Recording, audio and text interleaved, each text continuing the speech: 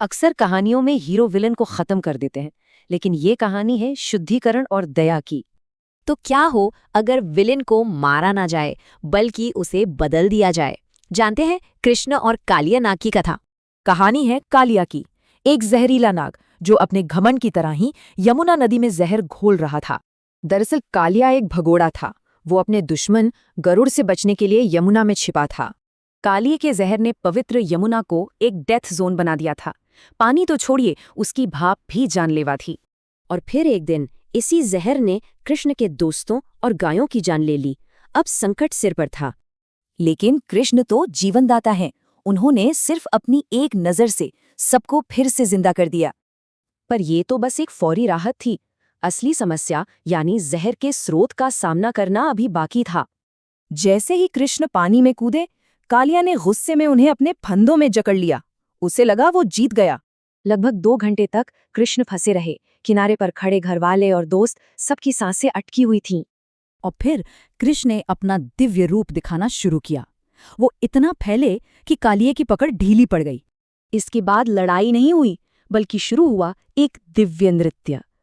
मकसद कालिया को मारना नहीं, उसे शुद्ध करना था। कृष्ण के हर कदम में ब्रह्मांड का वजन था। ये वजन कालिया के एक एक फन और उसके घमंड को कुचल रहा था। इस दिव्य नृत्य के दबाव से कालिया हार मानने लगा। वो खून की उल्टियां करने लगा। उसका जहर और घमंड निकल रहा था। कालिया अब मौत के कगार पर था। तभी उसकी पत्नियां, नाग पत्नियां, पानी से बाहर आईं और दया की भीख मांगने लगीं। उनकी प्रार्थना सिर्फ माफी नहीं थी। उन्होंने माना कि प्रभु के हाथों मिली सजा भी एक तरह की कृपा ही है।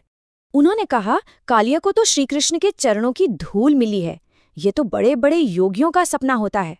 ये सुनकर कालिया का भी घमंड टूट गया। उसने कृष्ण की महानता को पहचाना और खुद भी माफी मांगी।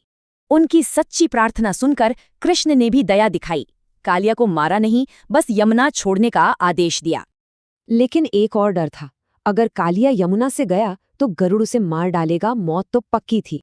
और यहीं इस कहानी का सबसे खूबसूरत मोड़ आता है, जहां सजा ही सुरक्षा बन जाती है। कृष्ण ने कालिया को एक अनोखी सुरक्षा दी। उन्होंने अपने पैरों के निशान कालिया के फनों पर हमेशा के लिए बना दिए। मतलब जो पैर उसकी सजा का कारण बने, वही अब उसकी जान बचाने वाले थे। कालिया के जाते ही यमुना भी तुरंत शुद्ध हो गई। मानो अंदर का जहर मिटते ही बाहर भी सब ठीक हो गया। तो सवाल ये है कि क्या सजा एक आशीर्वाद हो सकती है? शायद सच्चा बदलाव तभी आता है जब अहंकार टूटता है।